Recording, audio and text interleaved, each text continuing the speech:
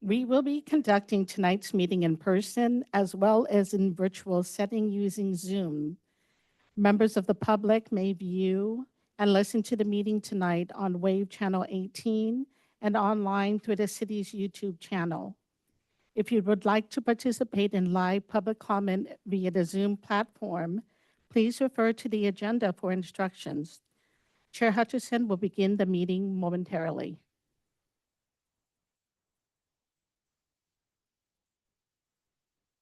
Good evening. I'd like to call the May 15th, 2024 City of Lincoln Regular Planning Commission meeting to order. May we have a roll call, please? Commissioner Eklund. Here. Commissioner Jerry Johnson. Vice Chairman Gilbert. Here. Chair Hutchison. Here. Chair Hutchison, I did get notification that Commissioner Eric Johnson will be a little bit late. I have not heard from other commissioners. Thank you.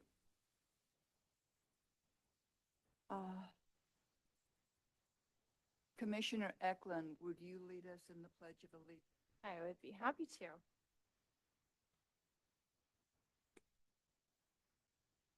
I pledge allegiance to the flag of the United States of America, For which it's one nation.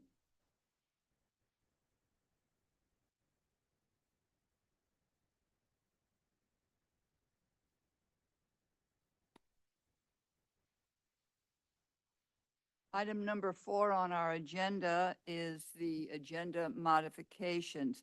Do we have any agenda modifications? I believe we do. Chair Hutchison, yes, we do. Staff request to move item 10, general business, 10A, workshop, planning commission code of conduct, in between items 7, which is disclosure of ex parte communication, and item 8, consent. Unless there's an objection. Hearing none, thank you. Next item on our agenda is the public comment on non-agenda items within the subject matter jurisdiction of the commission. What this means is citizens may address the Planning Commission on any item on the agenda when the item is being considered. However, citizens wishing to speak may request to speak by raising your hand when requested to do so. This is an opportunity for you to discuss items that are not on our agenda. And if you do wish to speak, please limit your comments to 3 minutes. Jeannie, do we have any cards for anyone to speak? I did not receive any cards. I do not see any hands raised on Zoom. And I do not see any hands raised here in the room. Thank you. And Commissioner Reedy has joined us. It will be in the minutes that Commissioner Reedy is here. Thank you. Next item on our agenda is informational items from staff. Do we have any informational items for the commission from our staff? None. No. None. Next item is the disclosure of ex parte communication, beginning with Commissioner Eklund. Do we have any ex parte communication? I do not. Commissioner Jerry Johnson. Commissioner Reedy. Gilbert. None. And I have none. Oh, and then, thank you for joining us, Commissioner Eric Johnson. I had just asked if there was any disclosure of ex parte communication. Do you have any? I have none. All right, thank you. Thank you. All right, and then at staff request, our next item on our agenda is being moved to this particular place, which is a workshop on Planning Commission Code of Conduct, and this will be a message from our city manager.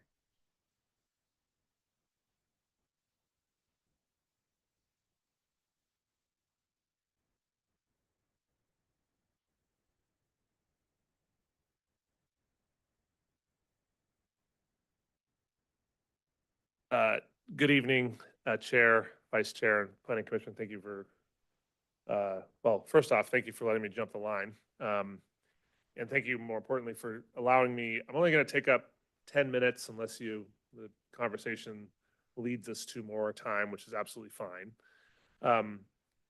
And in a moment, I think we'll figure out a way to throw up onto the screens what you have in front of you. Oh, thanks. While she's setting that up, what I'll share is, I'm just going to give you like a quick 2-minute little background of what this is and why I'm here. And then we can kind of talk about what I'm respectfully asking is a little bit of a homework assignment for each of you in advance of your next meeting, and I'll be back to talk more about it.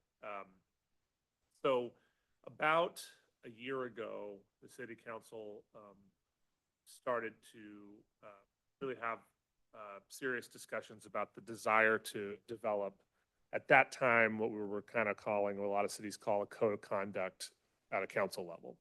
And that term has sort of gone by the wayside, and for the most part in local government. And but we agendized it this way because it's easily identifiable. People generally understand what that means. What it really is we like the term guidelines for effective and collaborative governance, because we like to distinguish the difference in, you know, terms like leadership, terms like decision making, to me, are very different than the concept of governance. And how do we do that in a way that is reflective of the values of our community, and it includes people that are in frequently very difficult positions like each of you when you're making decisions on projects with the separate opinions, so that you get the best decision making out of it. And a lot of what I'm going to go through here with you is going to seem like common sense, and that's because a lot of it is common sense. But I like to think of this process as sort of like going and get your blood pressure checked at the doc, and he reminds you or she reminds you that, hey, you should probably chill out on the salt intake or the alcohol or whatever it may be. You know that.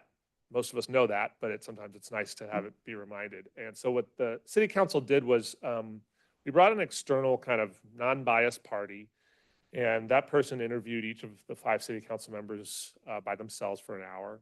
And then we held a workshop similar to this one where they developed these. They were not prompted to them. They were all a product of their discussion about how they think we can do business better at a board, council, and commission level.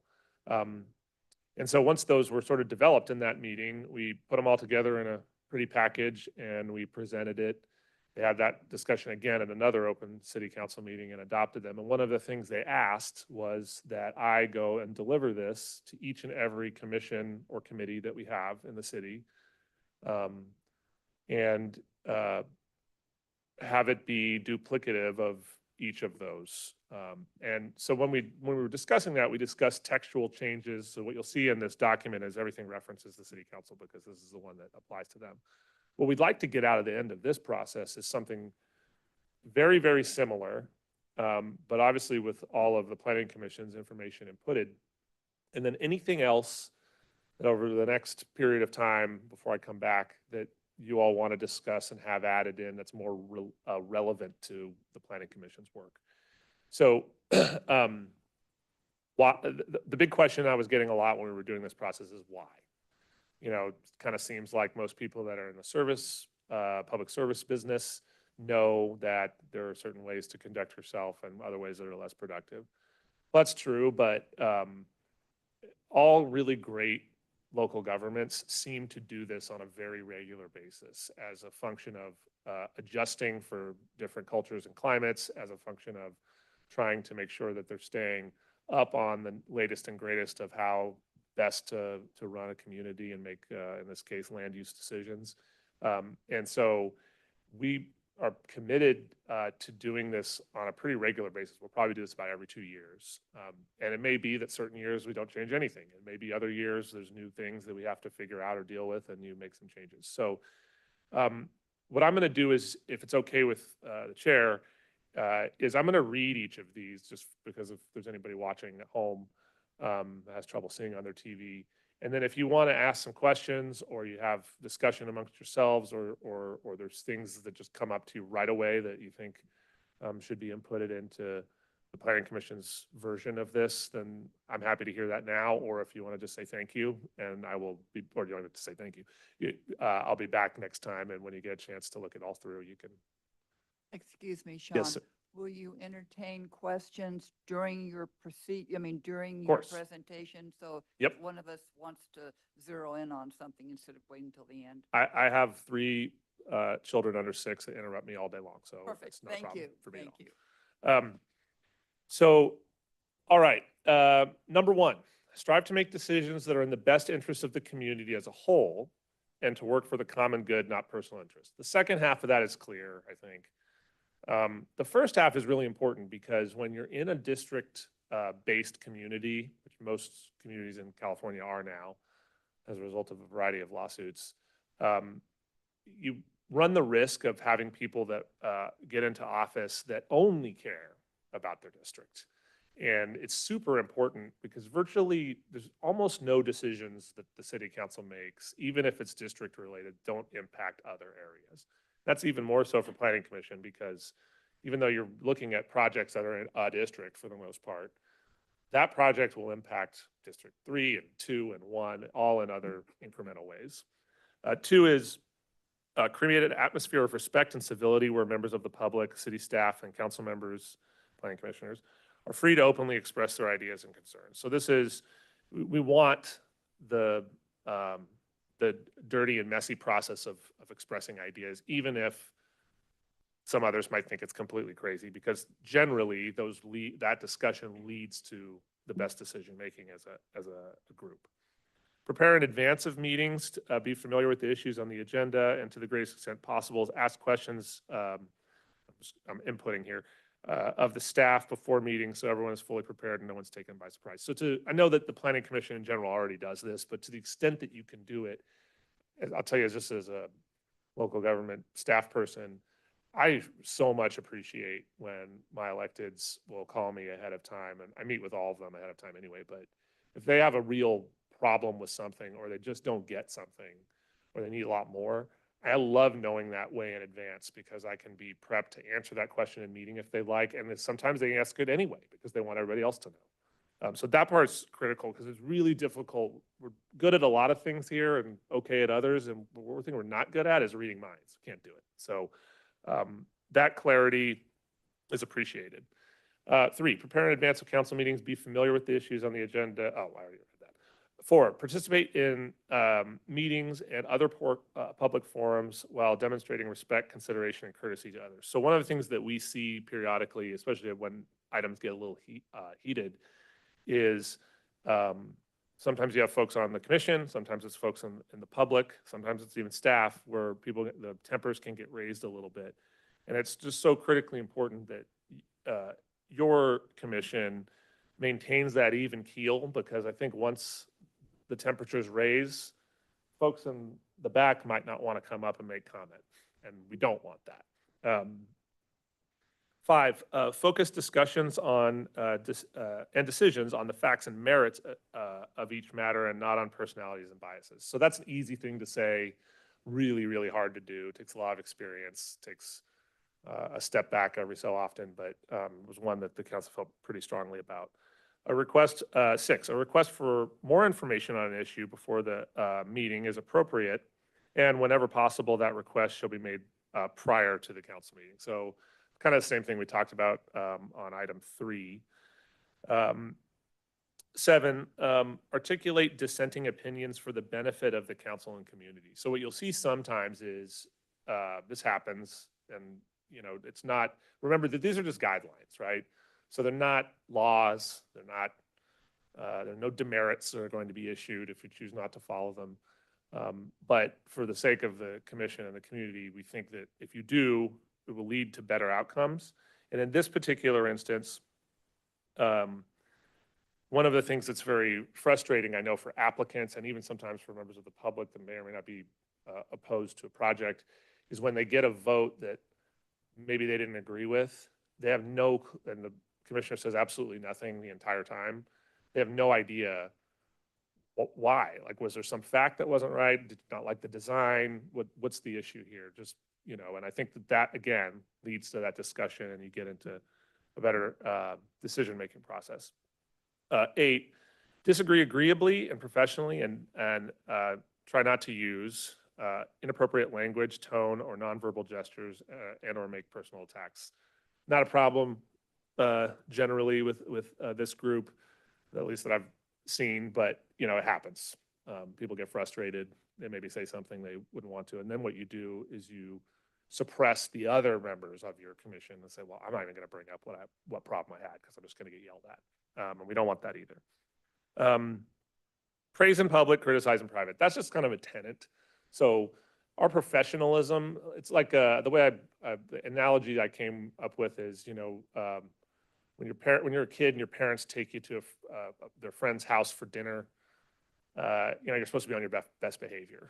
And I think similarly here, we would really like the professionalism of the organization to shine, and in the event and likelihood from time to time that you felt like you didn't get appropriate briefing or there's something missing on a project or you're frustrated with the analysis, whatever, we want that feedback. I have never been upset one time in my entire career when I've had an elected or a planning commissioner call me and say, hey, this is half-baked, Sean. It's just not up to speed. And usually they're right. And that helps me be better. Fun example of that is very early in my career, Galaxy Far Away, I was responsible for delivering a housing element to a planning commission. And there was one planning commissioner who I've since become very good friends with, who was a really tough customer. She was very detailed. She read everything. She wanted to know everything. So I send her out. In those days, we weren't able to email really large files, so we'd go deliver CDs to people's houses, like of, whatever, the 500-page housing element. So I get it to them on a Thursday. The meeting's whatever, Tuesday. And she calls me Monday and she's just furious. And she says, well, how did you expect that I was going to read all 500 pages by Tuesday?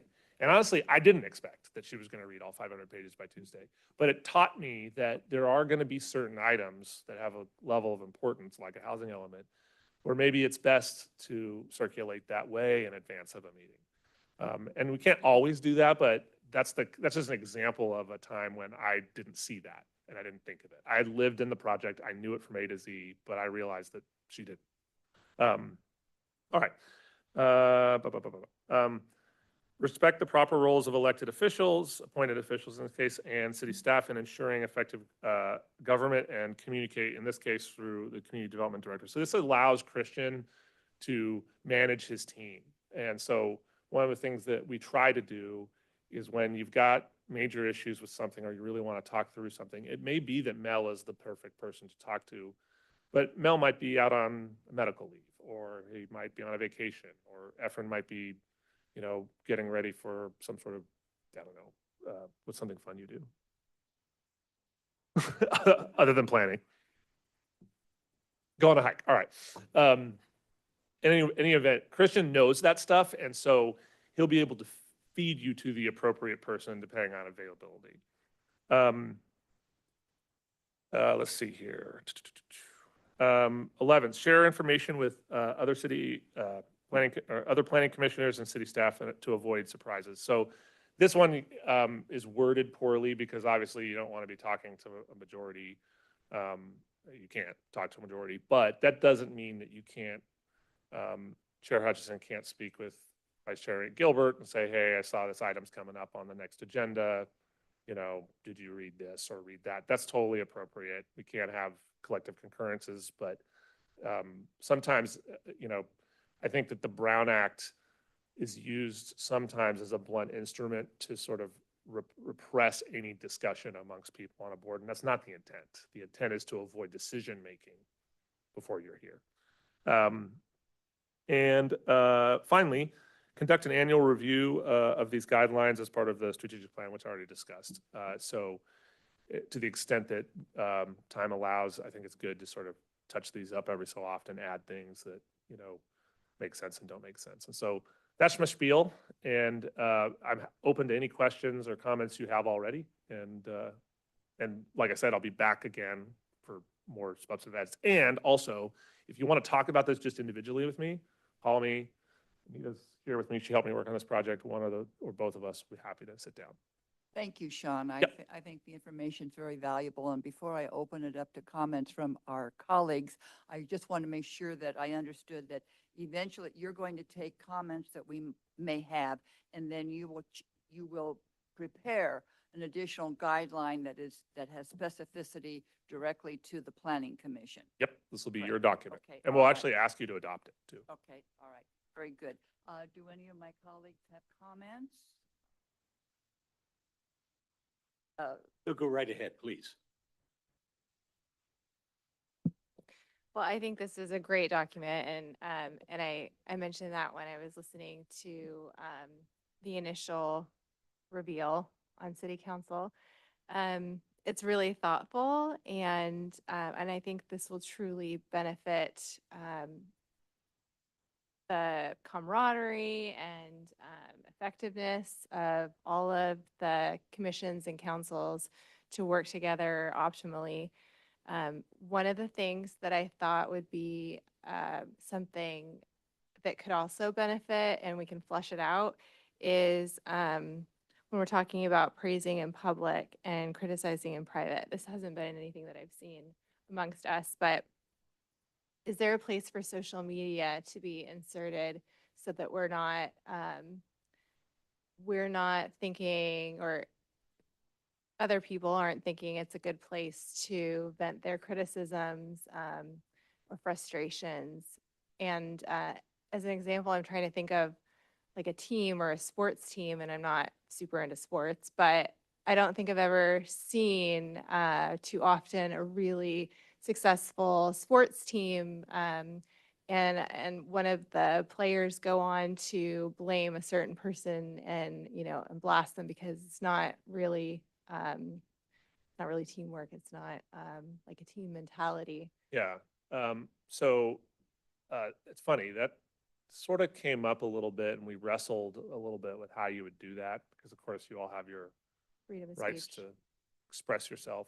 I think like if you're just talking about decision-making as a commission, that's cancerous. If you leave a meeting where you're frustrated that you were the one no vote or the two no votes, and you hop on Facebook and you write up a nasty gram, that doesn't add to the process. People feel like it does, but it doesn't. It's reductive. Most of those people that read that post never watch the meeting. They don't understand what you're dealing with. They didn't hear all of the information and the data and the analysis by your professional staff. And so what it does is it stirs things up. And then what we end up doing on our end is we get all that stir up. And I have to sit down frequently with individuals and say, okay, let me take you through the whole thing. And 9 times out of 10, they go, well, I didn't know that. I just read, Bob's post online, and it frustrated me. So I think I'll think about how to structure that, but I think that in general, maybe it's just sort of like, if you're going to have criticisms of decisions that are made, they should be made here. Not, make them wherever you'd like. Just know that if you make them elsewhere, it's really not helping the overall process. Vice Chair Gilbert? Thank you, Madam Chair. I think this is a great move on the part of the city and is something that has to be a living document because times are going to change. I'd like to suggest, as far as our commission is concerned, I would feel very comfortable sharing after I've had a chance to really sit down and read this carefully, share my thoughts with our chair. Sure.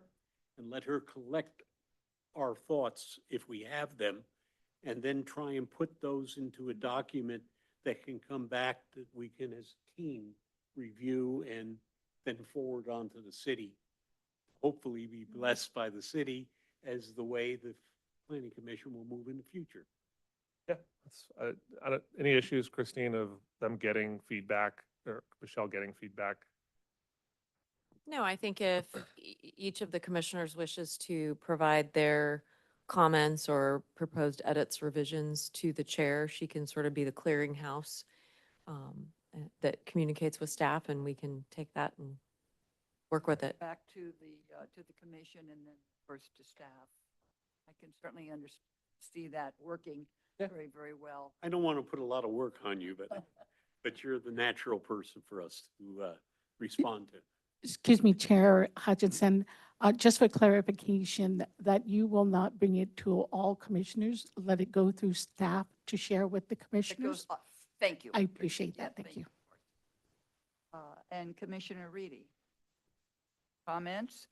Commissioner Eric Johnson? Thank you. Thanks, Sean, for bringing this up. I think this is great. And I too agree with the comments that were going on about, social media and so forth. I guess I would just put a little precaution on that. I totally agree, especially as appointed elected officials and so forth. But it might get a little gray and sticky if we start kind of imposing that on citizens. I know that there's a lot of citizens that have comments and thoughts on there. And I'm sure that's not what you're implying, but that's just kind of the wording as we go through that. Yeah. I Yeah, guess I- that was coming to mind for me. Yeah, I don't think that we have any issue at all with sort of citizenry interacting online about it. It's, and just to be super clear, like, this only applies to you. And one other little tidbit that I want to feel heavy-handed with you. I don't get the sense that the city council will be accepting of any deletions of these 12. If you want to add, that's fine. But they seem pretty solid that these 12 are reasonable and shouldn't be I deleted. don't see anything that Ms. should be Jones. deleted. It's pretty, to me, it's pretty perfect and well thought out. I agree. I'm impressed. Yeah, thanks. And- That's all I had. Thank you. And Commissioner Jerry Johnson, anything to add to this? Well, a little, and maybe it's more specific to the planning commission. The issue is collaboration, I guess. And I'm always struggling with staff versus commission because I've been on the other side of the line too much of my life. And so maybe I'm straying over the line. But when there's a large project, we often have just one cut at it, and it's more or less yes or no at that point. And to the extent that we are able to be exposed to the sausage making, it would be, at least from my perspective, productive. Yeah, and I think like if there could be that there's an extrapolation or addition to some of these ones that talk about prep in advance. Chris and I have talked about this a lot. I don't know, Jerry, during your days as a city manager, at least in my early days, I didn't do a lot of prep with planning commission. I really didn't. I just sent them the info. They'd call me if they had questions, and mostly they just made decisions. But in Lincoln in particular, it's different because we are overwhelmed with projects, and there are so many going on at any one time that even those of us that do this professionally full time, it's hard for us to kind of keep it all together. And so if there's some direction that comes out of this process that says like, hey, a project that is as big as X and above, we sure would like a little bit more prep in advance, well in advance of the meeting, and maybe it's, and you know this, Jerry, sometimes we don't really make the sausage until a few days before the meeting because we maybe put it off in favor of other problems that we're doing. But that said, that's the kind of stuff that we serve you, right? And so at the end of the day, if you want more and more advanced kind of briefings, happy to do that as long as it's, mutually understood that we may not have this fully baked yet. We're still getting it ready for hearing, but that's totally appropriate. And again, leads to better decision-making. And I love walking into a meeting when I know there's some axes that are getting ready to be thrown from behind the desk there. It's great. Thank you. And Commissioner Gilbert, you had another comment? Yes, and it has to do with exactly what you're talking about. So the first city council I served on was on the time fastest growing city in California, and we experienced exactly what you were talking about. We're building thousands of homes, a 26-story building, Mhm. Visa's World headquarters, 4 high-rise, et cetera. And not only was the staff being pushed, but we hired a lot of consultants. And so you've always got a little bit of communication issue there when they're not your guys that are doing the project. We had a very creative city manager. He was there 24 years. And what he would do on the big projects is we would get at the council level and at the planning commission level where it could be done. We get a piece of it early on. So we didn't get a 500-page document. We got a 100-page document, which may be the meat of the whole thing, which may be the piece that if we were going to have questions or problems, it would be in the 100 pages, not in all the other stuff that has to be in there by law that we've seen 1,000 times and really doesn't change. And that was very, very effective. I mentioned that last year when I was chair a couple times, that when we had a big project, if we could get that. So I don't know if it's feasible, and certainly it's your decision as the city manager, but I think it could go a long way to solving that kind of a problem. Yeah, I think that's fair. I mean, one of the things that's really interesting in the planning world is, sometimes you just don't know what's going to be a thing. Like, there's so many, it's almost like kind of like a funny, like truism that things that seem like they're a nothing sandwich. Here's an example. You can bring a $27 million general fund operating budget to the city council. It's approved in 3 seconds. No questions, nothing, right? Now, I'd like to think it's because I'm doing awesome prep, but you can also bring a similar item that's a $10,000 item about park bathrooms, and they'll go through it for 90 minutes. You just never know, right? And so, but on the things like, we have a lot of stuff coming up. We're embarking on this downtown plan, planning commission will be super involved in. City council wants to dust off our general plan and think about, how relevant portions of it are or not anymore. So there's like huge housing element, a few others. There's huge things coming down that are not even just like where someone's checkbook is on the line and in front of you as a applicant. And so as you guys think about it over the next a couple weeks or so, I'll start to think about ways that we can kind of determine what would rise to the level of, hey, we're going to start giving you some sneak peeks in advance, and what ones are probably, that would just be inefficient to do. But yeah, that's fine. Thank you. I just wanted to say, excuse me, in closing, that in my tenure on the Planning Commission, especially in the early years, I've always found the city open, in fact, encouraging meetings with me to explain a project that would be coming forward. And I really do appreciate that. And I don't want to get into the weeds, but I happened to mention to a staff member last week that 2 or 3 years ago, when we would have pages of conditions of approval, of course, as we know, much of that is boilerplate. Yep. But if it's something specific to a project, it would be double asterisk, so that we would know immediately that this is something that we look at strictly for that project. And that really was helpful to us instead of pouring through and trying to find them ourselves. Sure. And so I would encourage staff to bring that back. I think that we would all find that helpful. Any other comments? Yes, Commissioner Reedy. One quick thing, ditto on the comment about maybe having the criticism be in the room and not out in the greater internet. And then I'll also second Jerry and Commissioner Gilbert's comments about the getting a sneak peek on the big things early, because most everyone knows that I was a little concerned about a recent project that was large, that had 450 pages, not 500, that I didn't get through. So I think some way of putting that in the good governance thing would be really helpful, because it would be helpful. Just double second that. I can just add 2 cents to, in this calculus, of course, we are all under considerable pressure from the development community, and so to expedite.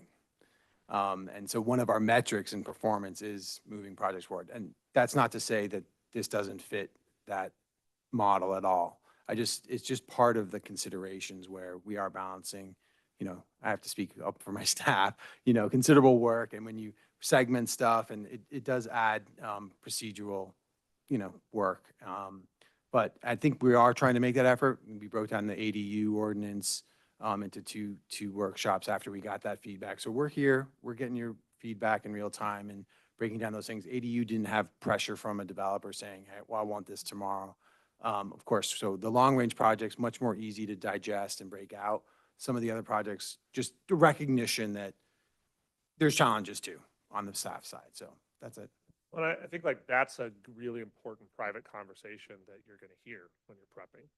So, you know, when I'm prepping for other items with electeds, sometimes there will be something that's one of two things typically happens. One is I miss something and I have to put it off for a meeting to fix it. That happens a lot.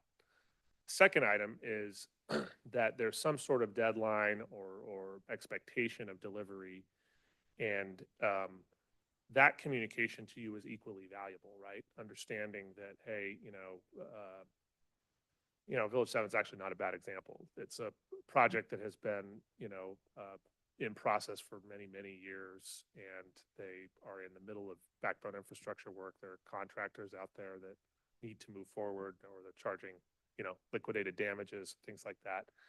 And so that's help, even though maybe that doesn't address like whatever detailed question you have, it's helpful information for you to know so that it doesn't feel like we're ramrodding stuff through the planning commission, because that's never the case. It's always almost always a result of external pressure, or me calling Christian and saying, come on, let's get it on. But yeah, I'll think that through too. And then Chair, if you want, after you get feedback, if you want to sit down and chat, I would like to do that. I can yes. help wordsmith if you need it. Thank you. You're welcome. Thank you very much. All right, the next item on our agenda is the consent item. And of course, all matters on the consent agenda are considered routine business and are enacted by one motion. We actually have one item on the consent agenda today, which is the approval of our meeting minutes of last month. Do I have a motion? So moved. Second? Right. It's been moved and seconded. Roll call, please. I give you an option of a voice call. Up to Thank you. All those in favor? Hi. Aye. Any opposed? Any abstentions? Motion passes Thank you. 6-0. All right. The next item on our agenda is a public hearing on LRC 1131 Harold Avenue, a request for a variance. Madam Chair, Yes, could I request to recuse myself on this item? yes, you may.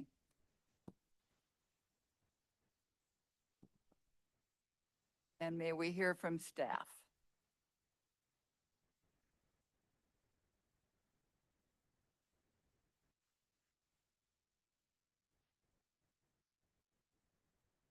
Yes. Thank you, Madam Chair. Efren Sanchez, Senior Planner with Community Development Department. The project we have before you is a variance request to reduce the lot and area of an R1 zone parcel located at 1131 Harold Avenue, submitted by Lincoln Rotary Club. The project site has a general plan land use designation of low-density residential. It's surrounded by other R1 zone properties to the north, east, south, and west. As you can see here on the slide, it's the one highlighted in blue. A little bit more information. The standard minimum lot dimensions for an R1 zone property are 50 feet wide with a lot area of 6,000 square feet. The request would like to reduce the existing lot to 44 feet wide and a lot area of 5,500 square feet. So as you can see here, the R1s, the middle column is the minimum standards, and the ones on the right are the actual request.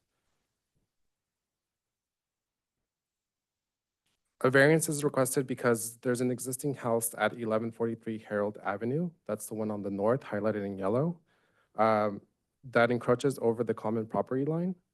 The Lincoln Rotary Club plans to sell the vacant lot, the one to the south, for a future construction of a residence.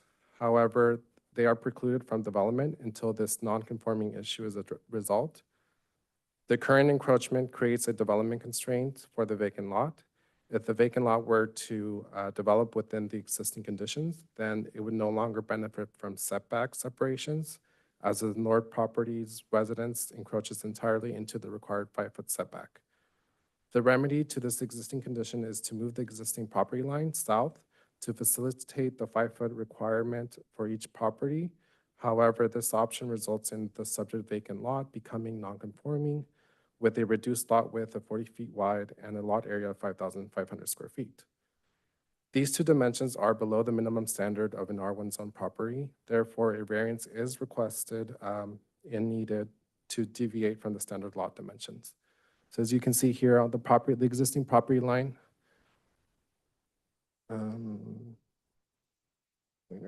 Okay, the existing property line is highlighted in orange, this solid black line. And then, so here's the existing house, and you can see that it's on the property line. And so the option to resolve this is to move this existing property line down to this other line that's identified as this red, by this red arrow.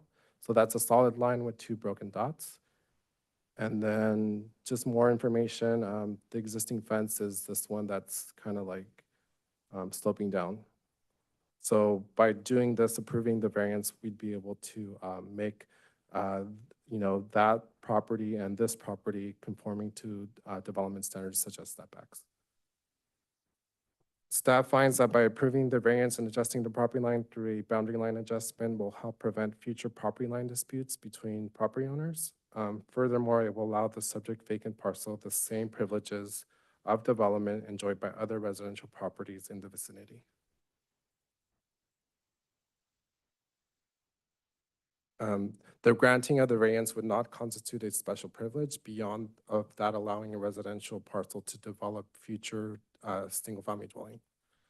Staff finds that allowing the reduced lot width and lot area would not negatively affect adjacent property owners in the neighborhood. Instead, approving the variance will allow for future development of the project site. Other development centers such as setback, lot coverage, and building height would still be applicable to the project. The proposed lot size of 5,500 square feet is sufficient to accommodate a 1-story or a 2-story single-family residence, not exceeding the lot coverage of 60% or 3,300 square feet. To grant the variance, the application request, 2 findings are required pursuant to section 18.58, which was discussed in the previous slide and also outlined in the staff report. In addition to the variance application, the applicant will need to process a subsequent lot line adjustment. The variance entitlement, if approved, will be valid for a period of 2 years, during which a new parcel subject to the approved lot line adjustment would have to be recorded. Staff has determined that no additional environmental analysis is required pursuant to section 15305, minor alterations of land use limitations, because the project will involve a minor lot line adjustment, side yard, and setback variances that will not result in the creation of a new parcel. Therefore, there is no possibility that the project will have a significant effect on the environment. The variance requesting a deviation to reduce the required lot width and area at the project site has been found to be consistent with the general plan and zoning standards. Based upon these findings, staff has determined that the proposed request is appropriate for the project site and surrounding area, thus recommending approval for the variance application, subject to the conditions of approval set forth in attachment 1. So that leads us to our recommendation. Staff recommends that the Planning Commission conduct a public hearing, consider the information contained in the staff report as well as public comments, and take the following action.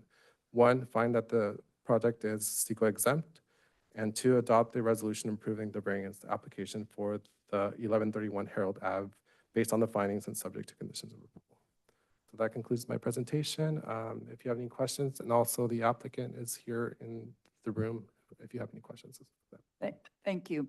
Do any of my colleagues have any questions or comments before I open it to to public comments?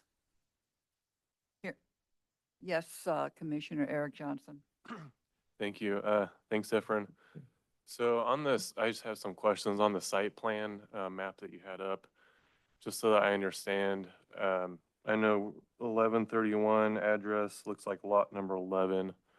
So it's moving, so existing property line right there between 11 and 12, proposing to shift south a little bit. Does this, I know we're looking at lot 11, does this require us to look at anything with lot 12? As that changes that lot at all, or is this, Not necessarily. I mean, it's to the benefit of this property as they will be gaining more land essentially. This one will diminish to 44 feet. That one will be at 56 feet wide. okay, And so, I mean, it just, it's unfortunate that was built on the property line. So then we can't kind of like, in order to like develop this future site, like, and prevent future property disputes, we want to like resolve that now versus later. okay. So I guess in my mind, the reason why we're looking at lot 11 is because it's shrinking it below what the minimum is allowed. Correct. Whereas lot 12 is gaining a little bit, so it's kind of, it's not really, okay, Yeah. And the other thing also is that it eliminates the non-conforming. It makes the property that has a house on it, everything trued up as far as setbacks and everything. So it benefits both properties, of course, but in particular, it eliminates the non-conforming status of the lot 12. okay. Yep. And there's nothing that changes with the lot line on the north between 12 and 13? That just all stays the same too? Correct. Yeah, that's going to stay the same. Okay. All right, that's all I have. Anyone else from my colleagues before I open it to a public hearing? And the public hearing is now open. And do we have anyone from the public who wishes to speak on this item? And Madam Secretary, do we have any cards? I believe we have somebody here in the room. A card was not received. Please state your name. Yes, hi, I'm Darrell Scott from the Rotary Club. And I happen to be the president of the club the year that Mr. Dark, a few of you probably undoubtedly know, made a very generous donation to the Rotary Club. So we're the owners of vacant land. And I just had the pleasure of meeting Mr. and Mrs. Pimpkin tonight, because the first thing was to find out what we could do with the city. And we hoped that we would have a simple lot line adjustment. But we see that that didn't work, but the city's been very diligent in coming up with what has to be the solution, it seems like. We moved the lot line 4 or 6 feet, and that cuts our frontage down just as he's spoken. So it diminishes the value of our property. But at the same time, we're not, the Pimpkins are blameless in this whole deal. So they got their house was built in 1936. They acquired it in 2014, 10 years ago. So you see where they come from and where we come from. And now the only solution was as well, what does the city do about this? And again, we hoped it would be a lot line adjustment, but that didn't work. So we're here in front of you. And then we work with them on, if we get approval at this step, then of course we go into the lot line adjustment process and we move on. And we're trying to make that area look nicer. It's a long, slow process because we're not in the development business, but we try to optimize something for the city there. So I appreciate your concern and thank you. Thank you. And as I understand it, both parties are all in agreement with this solution. The solution comes from the city. Yes. And that we find out tonight. So we've been talking, we had one communication with the Pimpkins, but until we had a solution, there was really nothing to talk about. We could go talk about camels in Iraq, but if we didn't have a solution, there was nothing to work with. So we're asking for that solution tonight. Thank you. Thank you. Oh, I thought he did answer it. He did say that they were both in agreement. Well, we're in agreement to Yes. get this Yes, solution. Yes, for us to make the, yes. Yes, yes, thank I you. understood that. Thank you. Anyone else that's online that would like to speak to this before I close public hearings and bring it There are back? no hands raised There are in, no on hands. Zoom All right. and no cards. And no cards and no, all right. With that, I will close public hearing and bring it back to the commission. Any other comments or questions before I ask for a motion? Hearing none. I have a second, I'll second. and we have to do a roll call on this particular case. All right, and so, Madam Secretary, may we have a roll call, please? Yes, this would be resolution 2024-12, Yes. approving the variance. Vice Chair Gilbert, Yes. Commissioner Eric Johnson, Yes. Commissioner Eklund, Yes. Commissioner Reedy, Yes. and Chair Hutchinson. Yes.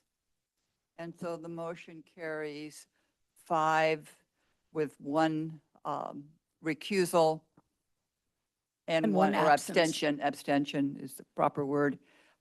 Thank you. And one absence. And yes. 1 absent, yes. And just to quickly clarify a question that Commissioner Reedy had, even though there are 2 numbered items, the CEQA finding is included in the resolution. So when you adopt the resolution, you're de facto adopting the CEQA findings. We just have to separately articulate them in the agenda for other reasons. Thank gonna you. call And would Jerry you let Johnson back in. Commissioner For Johnson? our commissioner. Yes, yes.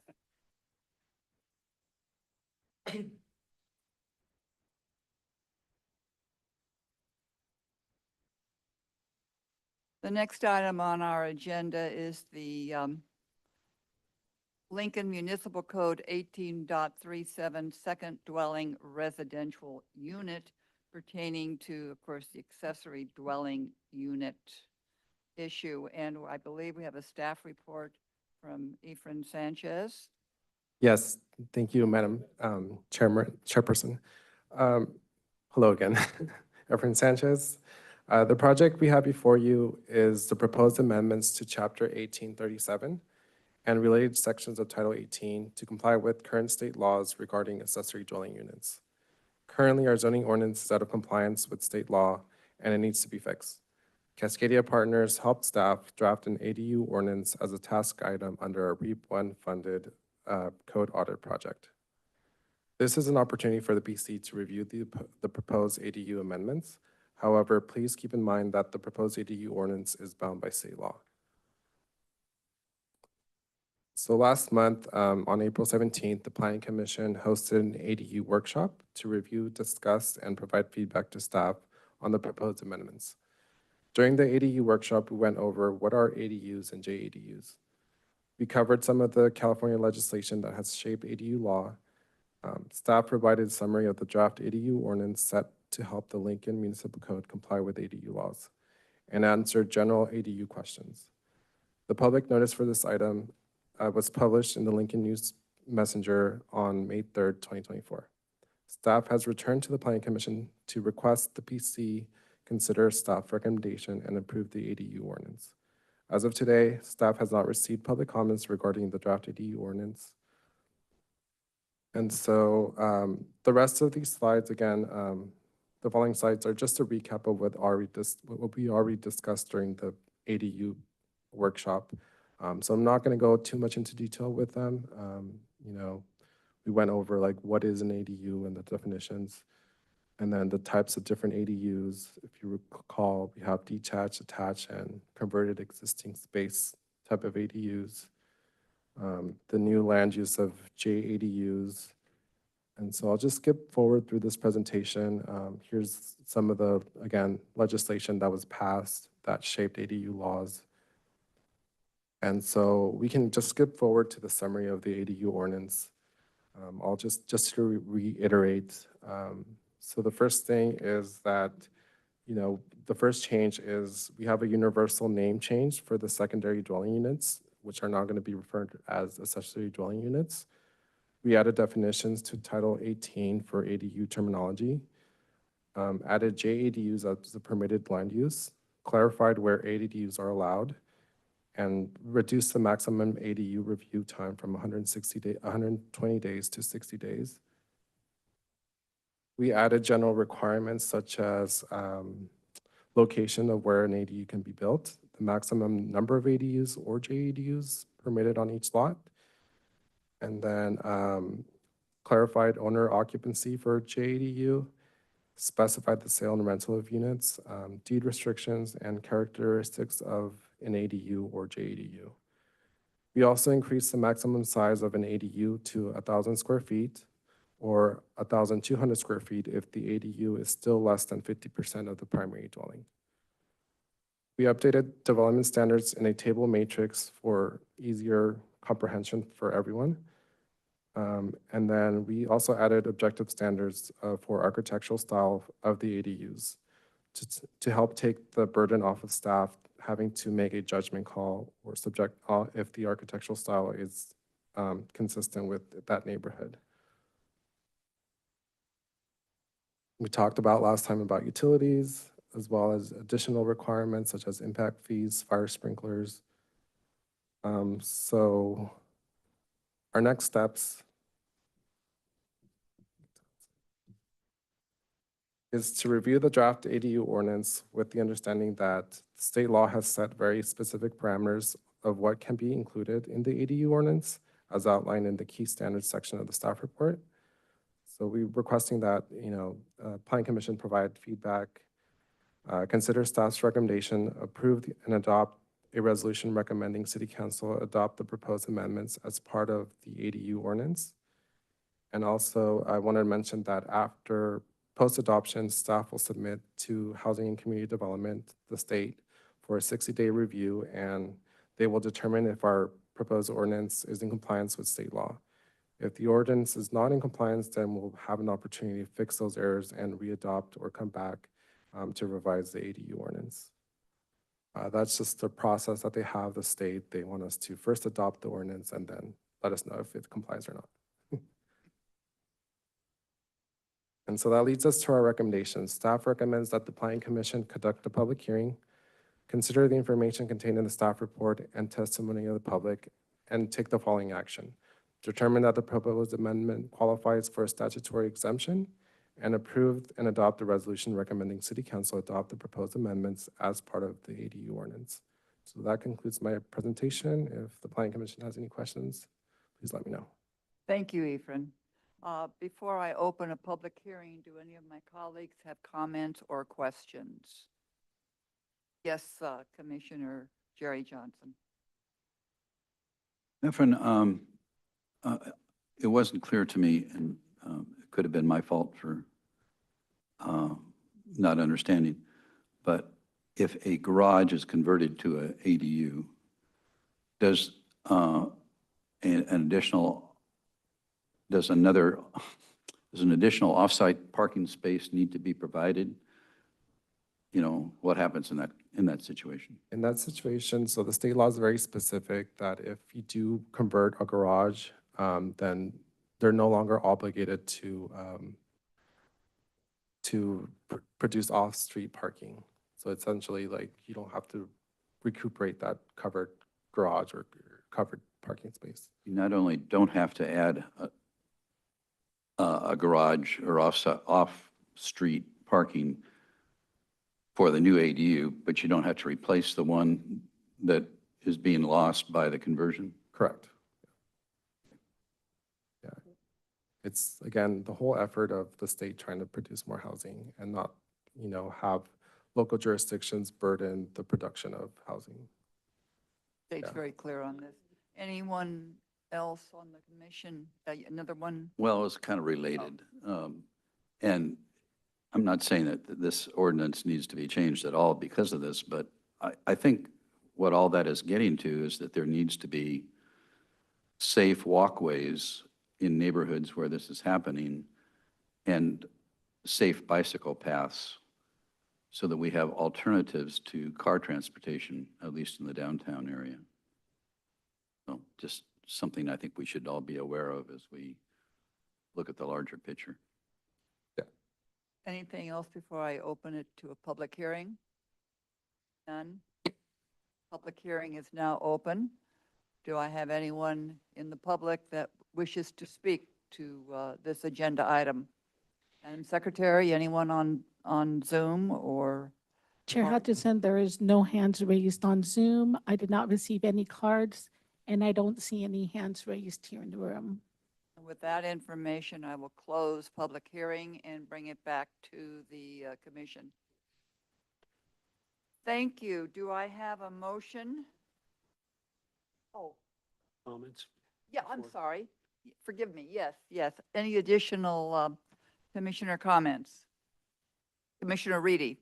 One quick thing, I had talked to Christian earlier, I want to get clarification. So on K, no impact fees will be charged for ADUs up to 750 feet. ADUs larger than 750 may be charged impact fees proportional in relation to the size of the primary dwelling unit. That sounds like what we didn't want to happen, because if you put an ADU that's similarly sized to a small one in the downtown, the fee could be higher.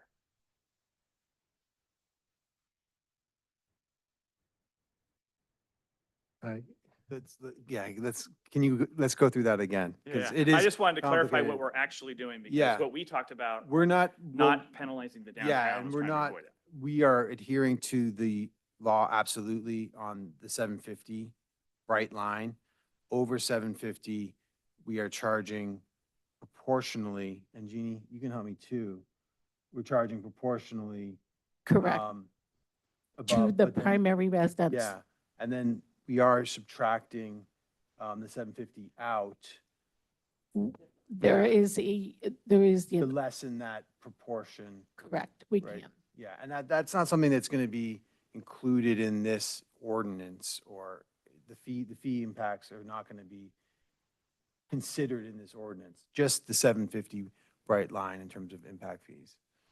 Yeah, so that would be beyond the scope of this, to get in compliance with the state. for Right, this, yeah. The way that the staff report was written for K, it didn't include that second piece where you were trying to not penalize small homes in Right, that's downtown kind being of ADU. our policy, internal policy right now, yeah. I apologize. Commissioner Reedy, when you say section K, we are talking about the architectural style? No, I'm on the staff report. On the Staff staff report. report, Standards under K. No Okay, thank impact you. fees under the Yeah. impact fee section. I may come back, but go ahead. Anyone else on the commission that wishes to make a comment before we, yes, Commissioner Gilbert? Yes, I've been troubled by this action that we're going to take, although it's been mandated on us. My experience of having grown up in San Francisco, where they didn't have anything in the way of a law passed, but where the neighborhoods, particularly the one that I lived in, which was all basically single-family homes, where they converted the garages, they were two-story, full garage, living on the top floor. The garages in my house was big enough to take 3 cars, 1 car deep. And they built as many as 3 living units in there, which then put 3 or more cars on the street. On both sides of the street, this would happen in the neighborhood I grew up in. And if you drove down the street with just 1 car, no car in the opposing direction, you had to drive very slowly because you could almost hit a car on either side of you. And at night, you'd hear the crashes because there were people didn't live in the neighborhood. I don't know that we'll ever get to that level here in Lincoln. We certainly won't do it during my lifetime. But it's certainly, I am personally opposed to the state taking away from this planning commission and any other one the right to design what we want in the city. And I will very reluctantly vote for this because the law is the law and I follow the law. Thank you. Thank you. Anyone else? Commissioner Reedy, you said you would have another comment? Yeah, I wanted to find it. Okay, so in the actual ordinance, LB says traffic mitigation fees and public facility fees charged for an ADU of 750 square feet or more shall be charged proportionally in relationship to the square footage of the primary dwelling unit. And there's no additional language for that offset.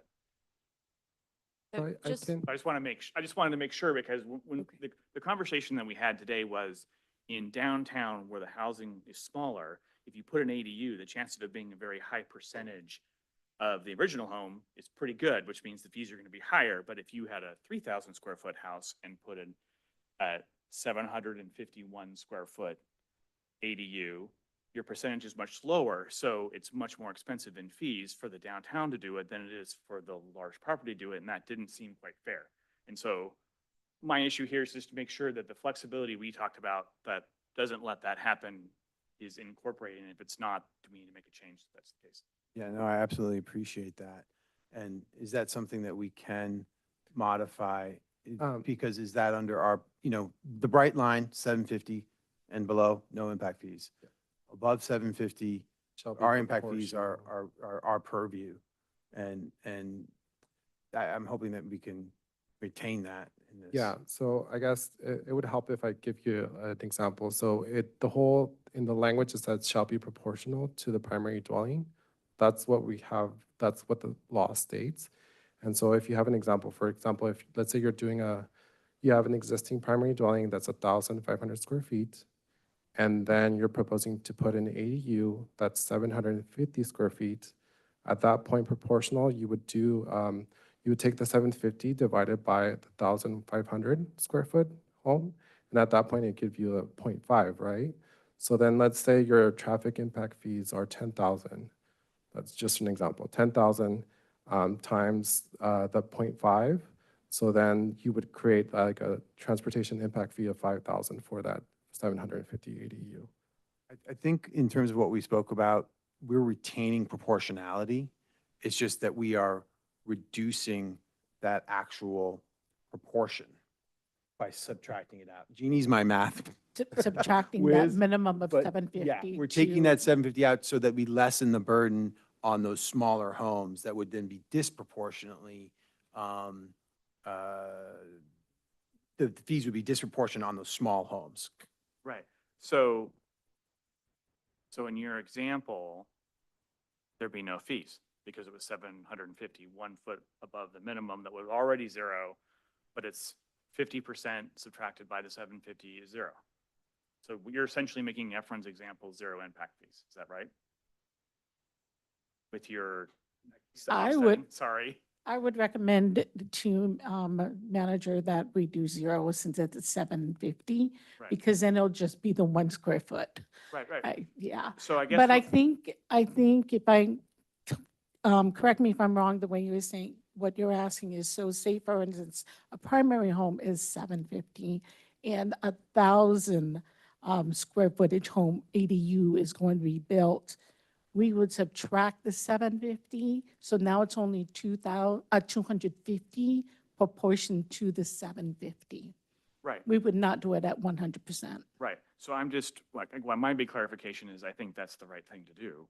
Mhm. It's just not what the ordinance says. So I want to make sure that the ordinance isn't limiting us to do essentially what I think is the right thing to do because we're only specifying in B the proportion part. I just want to make sure that you don't lose that flexibility. That's Can all. we bring up the actual condition or verbiage? Because if it does just speak to proportionality, then I think we're covered. But if we need to tweak it,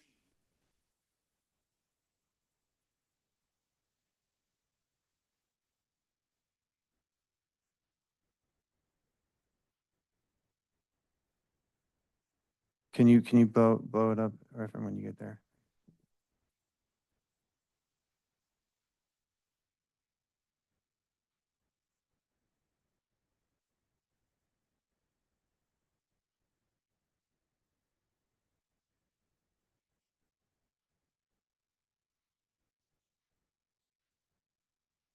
Well, Efron's working on that. Let me see if my math will work out. Let's say that the total of the house is 1,600 feet.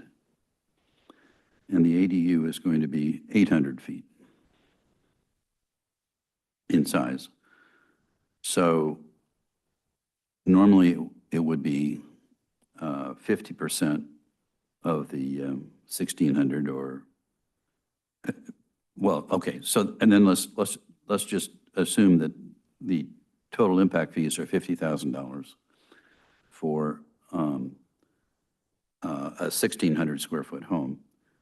Okay, so we're going to use half that, that would be 2,500, but then we're going to subtract 94% of that, which is 50, the percentage that, that 25,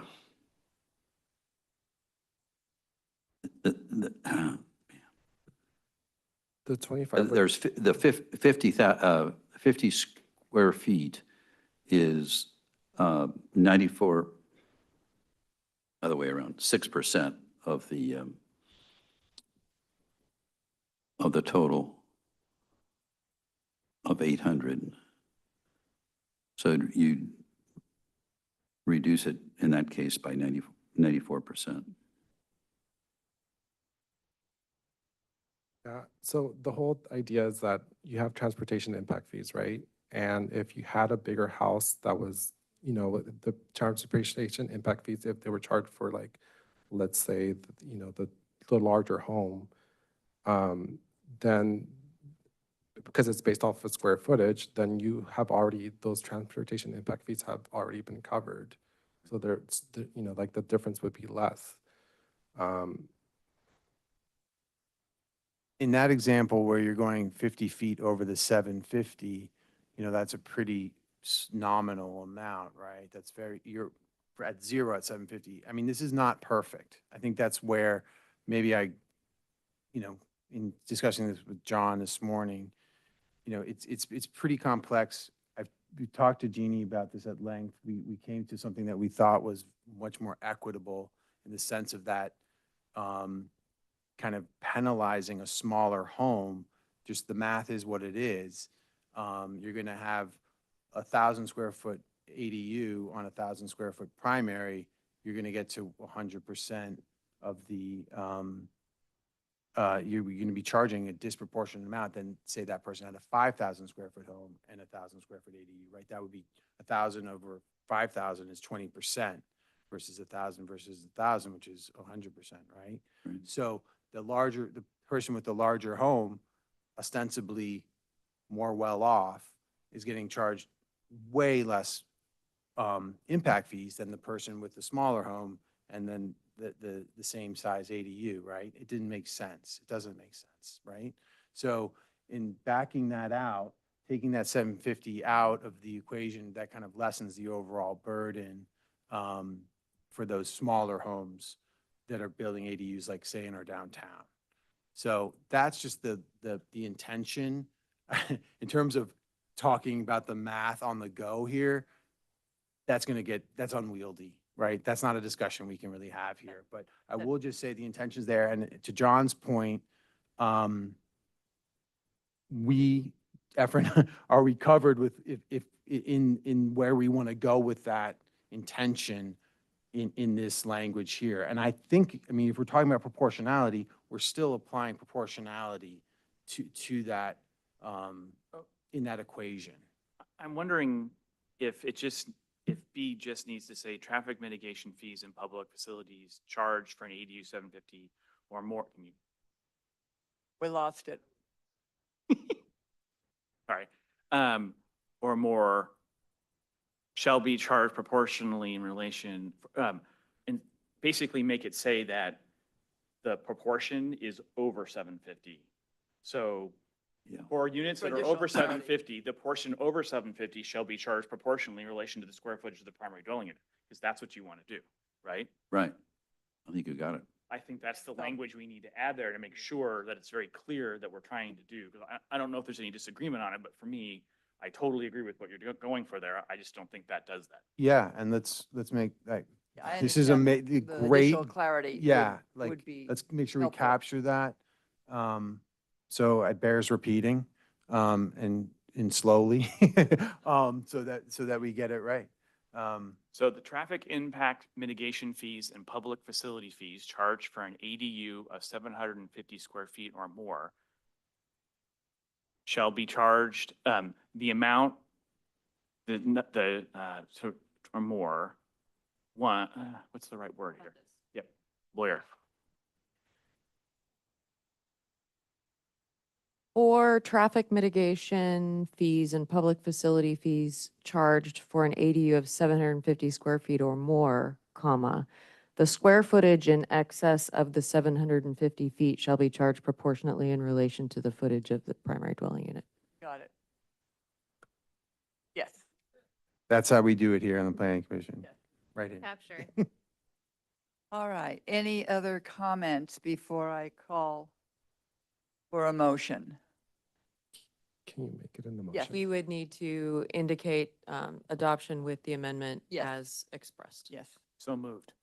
All right. It has been, we have a motion with the language for the amendment as discussed. Do I have a second? Yeah, Oh, go ahead. oh, second.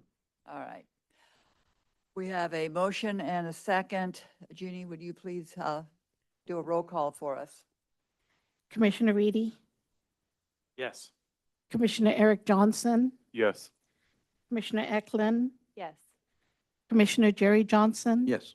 Vice Chair Gilbert, Yes. and Chair Hutchison. Yes. Motion carried 6-0. Thank you. All right. Our next item on our agenda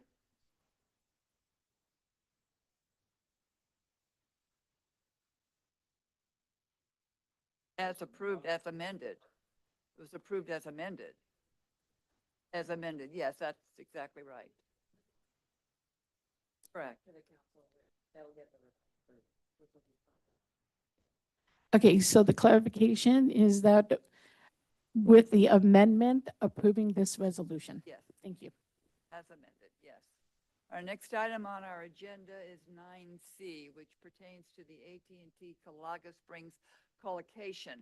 And if, let's see, staff, Boniface Shifamba will provide a staff report to us. Good evening, Commissioners. Also, before you tonight is a conditional use permit application by AT&T Mobility. Modify an existing conditional use permit and pave way for co-location.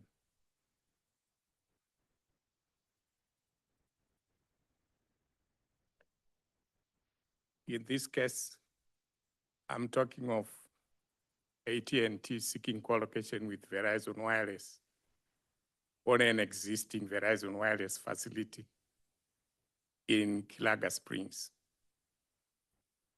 The specific location of this proposed project is 170 Flochin Circle, which is located in southern area of Lincoln downtown. There is an existing 64 water tank tower approved in 2016. And this location is in the light industrial district where the height restriction of towers and buildings is 50 feet. This tower is located in the back of an auto repair shop, which is surrounded by developed industrial uses.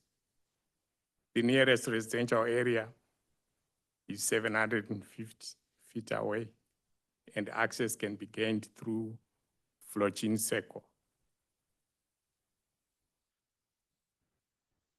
This is the 4-tank tower in its original state at point of inception since 2016. It's the same tower if you are looking at it from northern side, directly facing it southwards.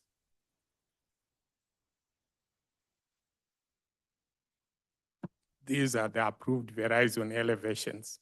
That tank tower has been sliced in half, and as you can see in the inside there, antennas, Verizon antennas are stacked all over, and there's no room for anybody or any other wireless carrier to co-locate inside that tank.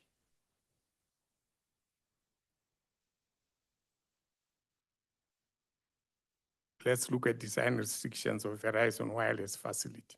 As conditioned, future antennas by any carrier are to be incorporated into the stealth design of that water tank. And externally mounted antennas are prohibited at this location. All future antennas, regardless of service provider, shall be installed within the existing stealth structure and shall not be visible at any time. This water tank tower, the water tank tower design was used to improve the aesthetic appeal of this structure to the public. There's not going to be any wiring hanging loosely in the open, and there's no writing on the tank tower. Writing or anything that is scribbled there might draw attention to the members of the public. Project proposal by AT&T. AT&T Mobility proposes to modify that existing CUP by co-locating outside Verizon water tank. And that process requires changing or eliminating conditions 7 and 8 of the existing CUP that was granted to Verizon Wireless in 2016 at the installation of the tower. That was when the tower was installed. And AT&T's co-location proposal consists of installation of 9 antennas and 12 remote radio units, construction of 3 above ground cabinets, and moving in and occupying existing Verizon facility, part of space in the existing Verizon facility lease area.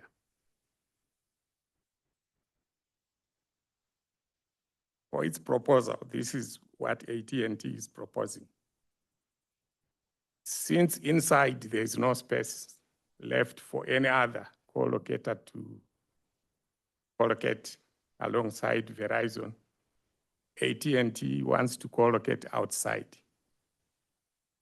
And co-location outside will change the image of the existing structure to what you are seeing right now.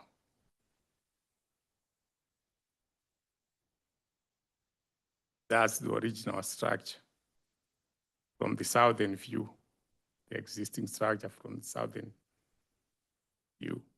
That's the proposed view from the same southern view. If you are standing south, north looking south. That's the tank tower.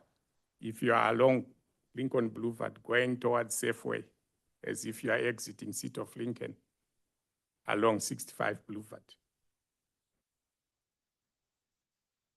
That's the proposed view with the proposed AT&T installations outside along 65 going same direction. Let's move a little bit to why AT&T wants to co-locate. There are so many colors we are seeing on that diagram there. The most important color we should be watching is the green color, because the green color represents reliable indoor and outdoor coverage. As you can see in this picture, there is very little coverage. That's green there, if any. So AT&T is proposing to improve that image to that extent.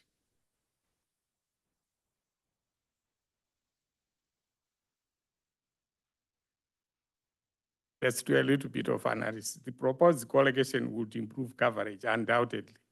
That's a fact. Co-location is appropriate in light industrial district that effect is acceptable. And the project is exempt from CEQA. It's exempt because it's a project that the agents did not accept.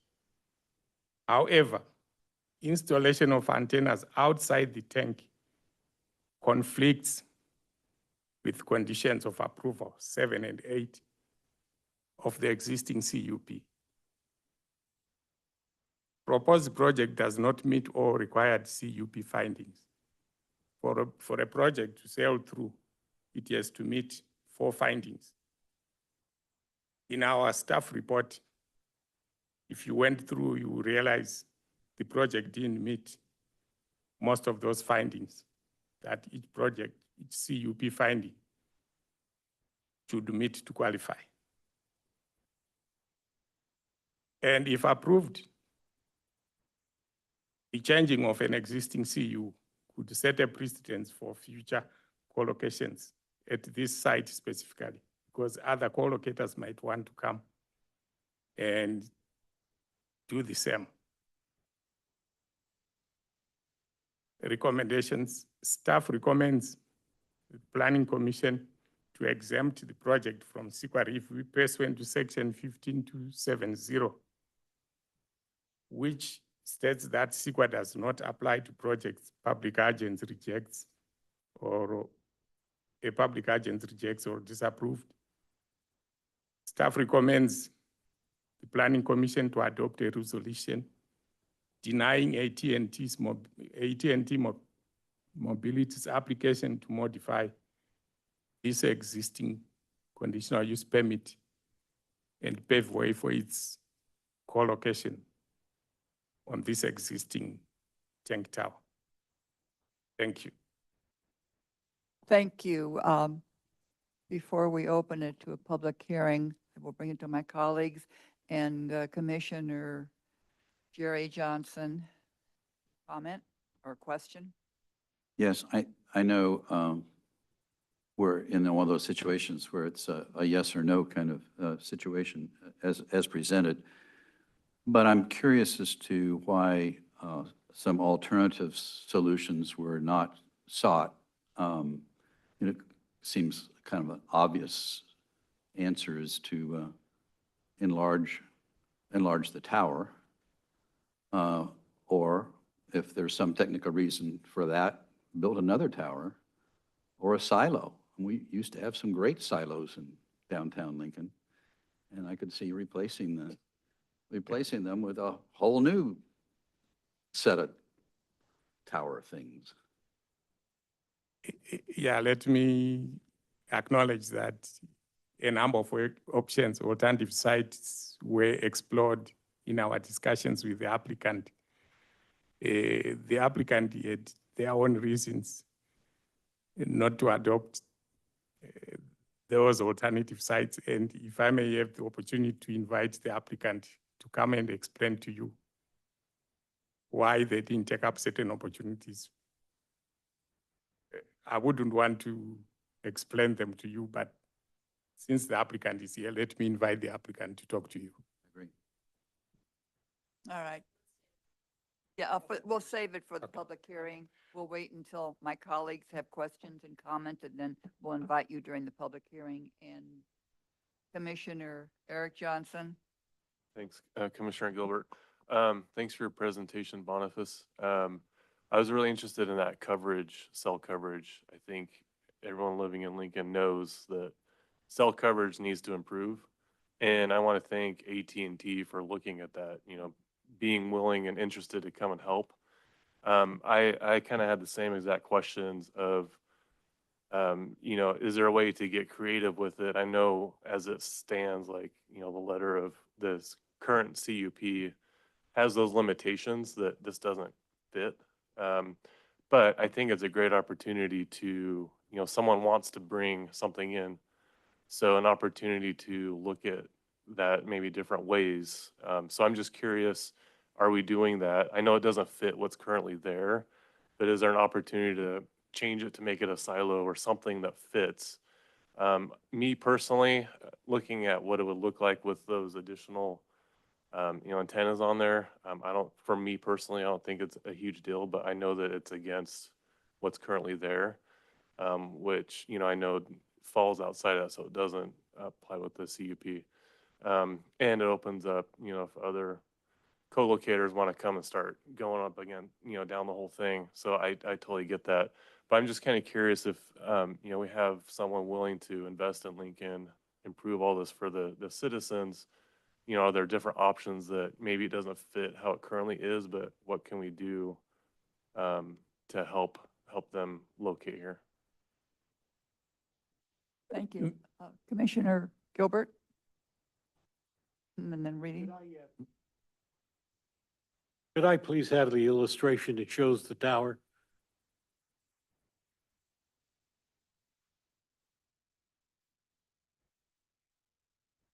Yes, that's the shot I want. We'd have to get the applicant's input on this. But if we were to take and enclose the section right below the upper part, would that be acceptable from an operational standpoint without changing the structure in a major way? Wouldn't really change the perspective of what you'd see. There'd be nothing on the exterior. Most people don't even see this when they go by it. So, I used to take my car down to that area to have it fixed. And about 2 years after we approved that, while I was on the city council, I finally looked up one day and said, my God, it's there. It's like it went up overnight, but it had been there for 2 years already. And so I understand that under our current conditions, we can't do anything, but if the applicant could enclose that about 1/3 on the top with materials of the same coloration, I don't think it would visually have much impact. And if that would serve their purpose, I, for one, as long as it could be re-established in a format that we could vote on, I'd be in favor of something like that. Thank you. Commissioner So Reedy? Commissioner, let me just interject a little bit here. It may be at this point appropriate for Mr. Pavlinas to explain the options and alternatives that were expressed to the applicant and were rejected, which is why we're here with this existing application.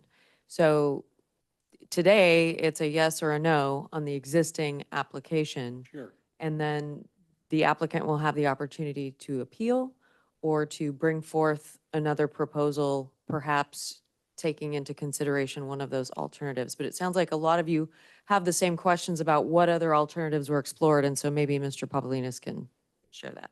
Thank you, Christine. To your point, I appreciate the input, and we did have a robust discussion about this proposal with the applicants. The other party to this, of course, is the primary landlord, or we could say the user of the site, which is Verizon, right? It is their CUP, so they're part of the team that would need to allow for this co-location because they're co-locating on the Verizon CUP of Verizon facility. So we did explore as far as what about making the tower or the water tank taller to accommodate more space. Again, there's constraints within that area, potentially some conflicts with regards to the antennas. We can defer to the applicant about that to further discuss. That was struck down, at least based on a conversation with them a while ago. We also explored, well, what about other types of antennas? What now technology has evolved over the years, right? Maybe they're small enough that antenna of their antenna can fit into the tower, into the tank. We asked that question. I don't recall the specific answer, but they have a specific size of antennas, as you can tell. So the current size wasn't going to fit in the current tank because of the how the current configuration. So we discussed about your point about, well, if you're gonna have the antennas on the outside, why not put it below the bulb of the tank? But then screened. That was offered also, at least a question by staff. I don't recall the specific answer about that, but that was at least explored as a potential means to have it outside, which could still be, again, maybe the X-rays or whatever it is, the frequency will still be produced out there, but still be kind of muted a little bit or screened with some kind of apparel, whatever it is that would need to be, that can be done, but without messing up the design of the tower. So we explored all of those and we didn't really get a good response, and I think we just the direction from the applicants to move forward with this request. So we'll have with no choice but keep it status quo. It's in conflict with the conditions of approval of the CUP, and then therefore we're recommending denial because of this these limitations with the CUP. I'm not sure if Christian has any more thing you want to add. No, I think you summarized it brilliantly. Yeah, a lot of robust discussions, exploration, cooperation, I would say, in the spirit of, yeah, let's find a solution. We're there, you know. There are alternative sites that were previously looked at that I think the history was they were dissuaded maybe from pursuing a site at the parks. I've spoken to parks and they're open to reevaluating, you know, that proposal at the park, which apparently would work. I don't want to speak for the applicant, but that option is open, and if they choose to pursue that location. I just would note, you know, there was specific conditions put on this tank. This tank is almost a unicorn in stealth design. The reason you don't ever notice it is because there's nothing to notice. If you start to apply screening, this is my opinion, and things, you're gonna notice it. It's gonna start to look kind of frayed. And again, we're trying to do everything we can to uplift the downtown and not put, you know, visual blight on things that are perfectly designed as they are right now. Even in exploring the tank, expanding the tank, you know, we struggled with, well, okay, well, we can look at that, but like, where we going to start to get a really odd looking tank there? So, you know, we're just adhering to the CUP. There was great care taken in that original CUP. And I think it's with respect to the downtown, and it is really the last thing you see exiting downtown, and coming in. If you would notice it, I think, more if it was, had those attached to it. So that's all. Thank you. Anyone else on the commission? Yes, Commissioner Reedy. I just wanted to clarify for the record. You identified other sites in and around downtown that could meet the signal requirements that aren't this tower. The applicant informed us, well, about a year ago, that they were looking at a co-location on a pole at the McBean Park, the baseball field. Okay. But I think that was public facilities at that time was not an option. So I think they were turned away essentially, and then therefore AT&T was forced to look into other options, and staff back in last year identified the site. And of course, from there, this process we're going through, and of course it had limitations, and we're here now to basically consider this proposal before. But from what you're saying, that it may not have been an option before, but it is definitely something they could consider now. Correct, 100%. Can't really speak to why that was not available to them at that time. It's kind of predated us. And to be, I guess, fully transparent, the staff member at the time who directed them to this site didn't realize that there was the CUP conditions on this tower. And so I think that was a mistake that she identified that. And it is a co-location, but again, digging deeper, these are conditions that are bright lines on that. So, Anything else? Thank you. I wanted to add one thing. That tower was adopted at the recommendations of the DRB board in 2016. And that tower, that image was endorsed by the Planning Commission back then. So trying to undo that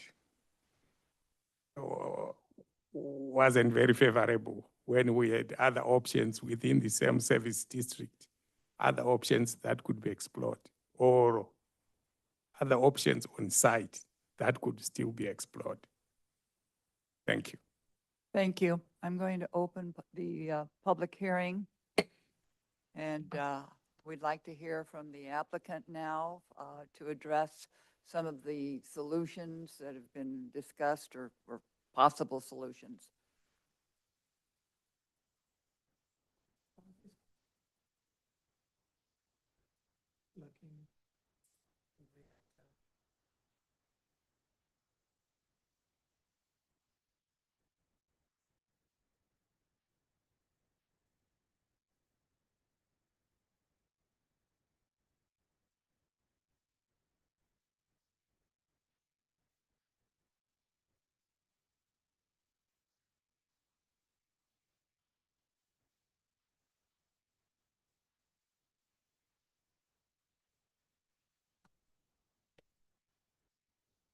And thank you for coming in. Now, what is your name?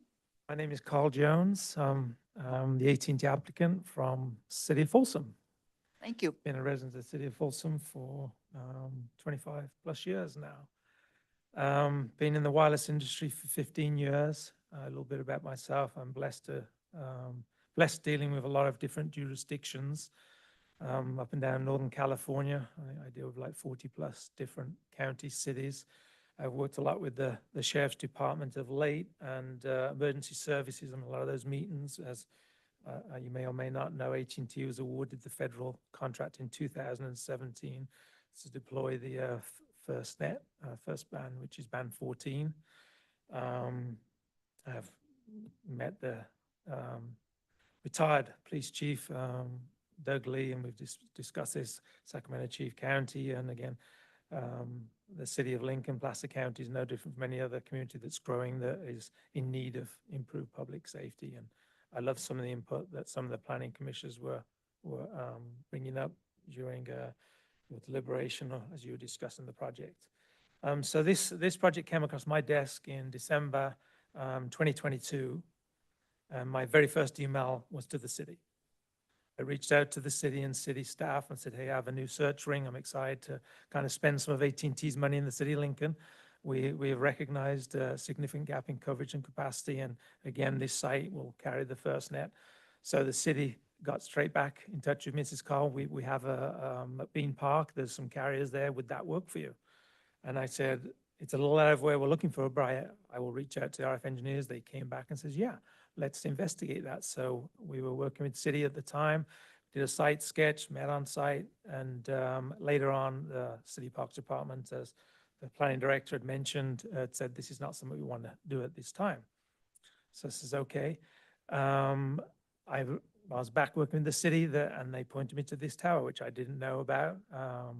You may or may not, it was built in 2016, I think, as Mr. Gilbert had mentioned. When you're heading into the city of Lincoln, the tank is not visible. You can only see it when you're heading out south and for a very short period of time. It's just a 64-foot style tank. So I was like, oh my goodness, let me go check this out. So we pursued that, and again, stay in touch with the city. I reached out to Zephyr's office to ask what application I need to file. And okay, just be an administrative permit. It's an existing facility. It was built as a telecom facility, even though it's a stealth tank.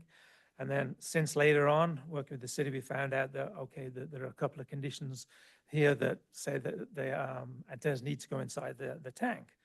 Unfortunately, we're working with Verizon. We reached out to them directly, and where they were making it co-locatable, they said over the years they have occupied all the space that's available in the tank. There's no more space for us.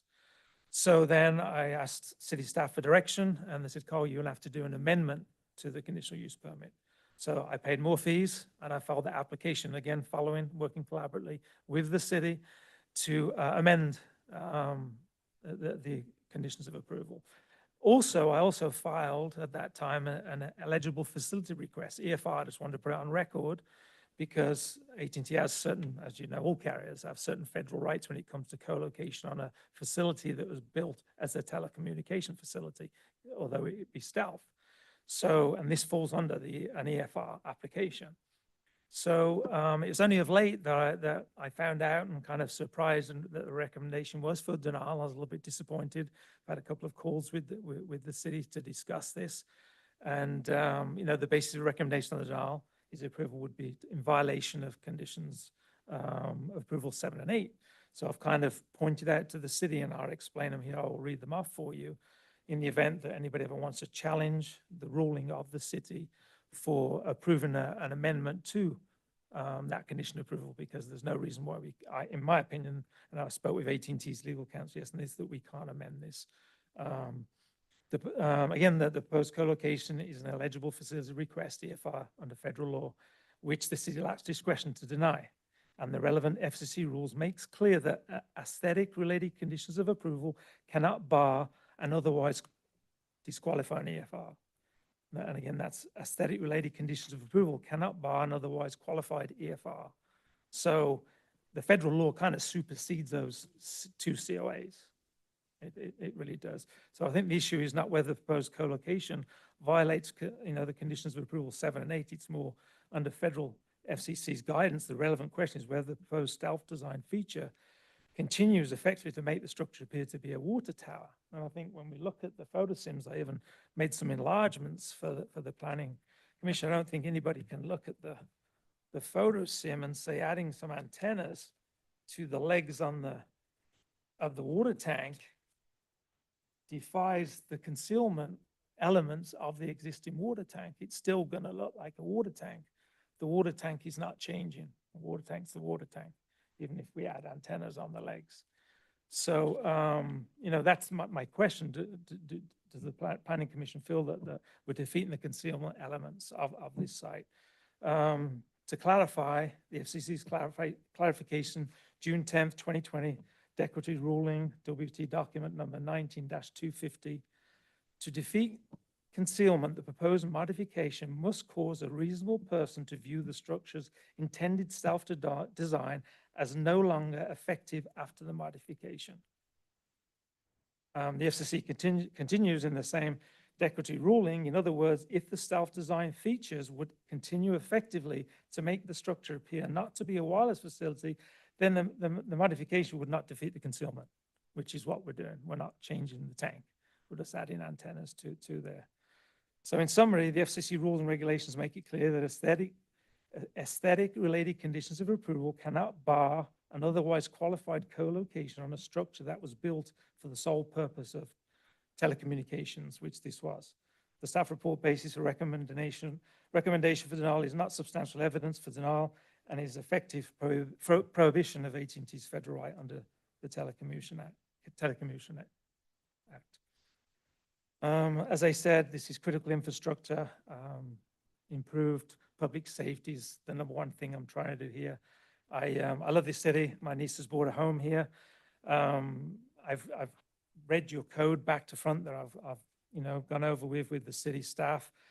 The city's preferred site and locations are mounted on existing signs, water towers, sports field lighting, in light industrial zones, not near residences. This is exactly what this is. It's surrounded by industrial uses. There's no residential homes that have view of this existing tank. You can't see the tank as you're heading into the beautiful town of the city of Lincoln. So, with that, I kind of respectfully request that the Planning Commission may consider the following alternate recommendation for the project and direct staff to amend the resolution 2024 based on, today's actions. Thank you for your information. Just to clarify, though, the site at McBean Parkway would have been acceptable to you if someone here had said afterwards that it was not, and then you heard about the water tower. Is that correct? You are you would correct. you would still, if we were looking at alternatives to the current water tower, the McBean site, if the city did some exploration and felt that it would be acceptable, would it be acceptable as a solution So in to the, AT&T? yeah, so I'm in just the, asking for clarification. so in the alternate site analysis, there were there were 8 alternate sites, one Mhm. including McBean Park. All right, So we feel that the city's had plenty of time over, close to 18 months to come back to me and say, Carl, we really would like to revisit this location. It's only of recent that I've heard from the planning director that, well, we have new staff now, maybe we could look at that. Well, I discussed this with AT&T Council and they're like, well, right now in front of you is this project that we would like to talk about. We would like to, we feel that we have a good case under federal law for co-location on an existing facility by using the least intrusive means. That's what I've been trying to work with the city for close to 18 months on. thank you for your information. Colleagues, any comments, questions? Staff? Yes? Yes, we're still in the public. Oh, I better close public hearing. Yes, to address this. I should close public hearing, correct? Just to clarify, there are no hands raised in Zoom, and I did not receive any cards. Can we hear from staff, please? Sure, I think we're getting into kind of a he said, she said type of situation, which I'm not going to really indulge in. I think I was completely forward and transparent. Yes, you may have been misguided and dissuaded from going into McBean initially. I'm not going to debate that, mea culpa, mistake by staff to do that. I can't speak. I don't know the history in terms of them being turned away from the park. I don't know that. It wasn't to the Mel and it wasn't me. So it may have been someone in Parks and in the Parks Department, but I'm not even going to go venture that out because Matt Medill hadn't even started in the Public Works Department at that point. That said, when we did speak, I did then immediately come and call Public Works and say, hey, can we relook at this? And they're like, yeah, let's relook at this. We have some sites, some options available. So, and then they informed me that, no, they would want to proceed with this site just for the reasons he cited, like they're invested in this site. And so I'm like, yeah, great, no problem. It's your right to pursue this site. What else is needing to be addressed in that? If someone could, are there things I'm missing in terms of I think that? I can just briefly address the legal issue that was raised by the applicant. And that is if you state his proposition in the alternative, then the denial or rejection of this as a location would be within the regulation if to a reasonable person, the proposal would defeat or defy the concealment at the site. So that is the position stated in the opposite, Yes. and it takes a determination of this commission as to whether that finding can be made. Any further comments from the commission? Yes, Commissioner Reedy. Thank you. So I appreciate the challenge, and I don't have all the details. A lot went into 2016 to conceal the antennas, and the whole structure is about doing that, and putting them on the outside very clearly changes the intent of the tower, which was to hide the antennas. And I feel like, what was the point of doing it if you're just going to put them on the outside later? So I'm fine with the staff's recommendation to say that this specific, totally not concealed, very clearly not with the intent of the 2016 CUP should be denied. And if some of the suggestions my fellow commissioners have made and or other sites come back, I'm not opposed to any of those, but this particular proposal very clearly changes the nature of the tower. Regardless of how close you are to it, you can tell it's a tower with antennas on it, and it was designed to be a water tower in 2016. So to me, it seems pretty clear that there are probably alternatives that are better that will maintain both the aesthetic and the intent of the 2016 CUP Plan Review Board, Commission, and Council. Thank you. Anyone else? Yeah, I Yes, just had, Commissioner Eklund. I was still unclear, bringing up the FCC guidelines. So what happens, so what does that mean? I'm confused, I guess. So does that negate what we're even talking about no matter what? Or what is what you stated that, that's not even something we even think about until we make a decision with this? Is that what you meant? The FCC guidelines are the rules by which the staff has, the lens through which the staff has operated looking at the conditional use permit. And so again, taking, the applicant essentially stated that in his opinion, a reasonable person would look at the proposed project and conclude that there was no defeat of the concealment of the cellular service, the tower structure at that site. So if that's the case, if this commission says, yes, we can look at that, and we say then that those new cell sites that are going to go on the outside of this water tank does not change the concealment, a reasonable person would still look at that and not believe that it defeats the effort to conceal those cell tower sites, then the applicant would be correct and we would have to look at amending the CUP. To the contrary, as Commissioner Reedy has expressed, in his opinion, adding those extra, I'm not sure what they're called, but panels, transponders, I don't know what they're called, transmitters, I guess, to the exterior of this concealed cellular tower now changes, in fact, the concealment of this site, then you, as reasonable people, have concluded that would defeat the concealment.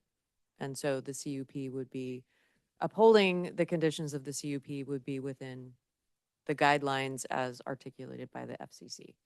That was not the most articulately expressed opinion, and I apologize for that. No, but I got hope it now. I hope you understand. Yep, Okay. I do. Thank And you. then the applicant could come back at a later time with another proposal, working with the city, if that would be the Certainly. decision of the commission. And yes, Vice Chair Gilbert, your comment. The applicant could come back with either a modification to this potential site or a proposal at another location. All right.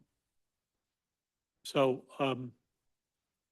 during my 8 years on the city council, we approved 2 of these.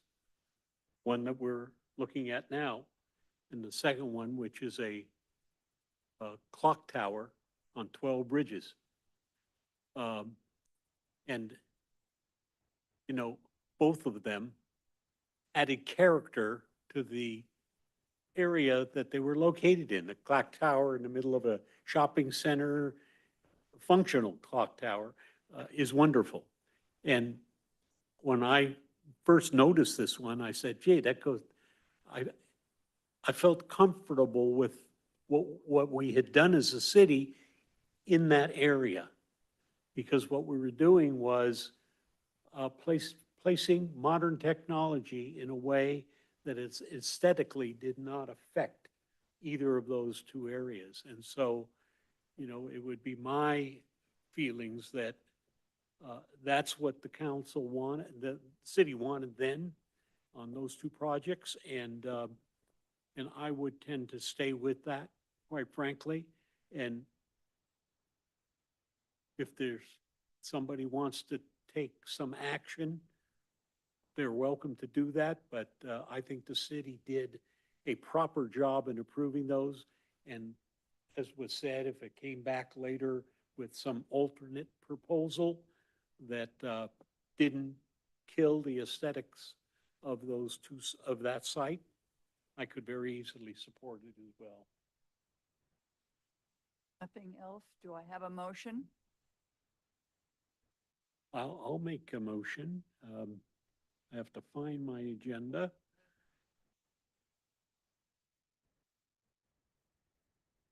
Move approval. Do I have a second? I second.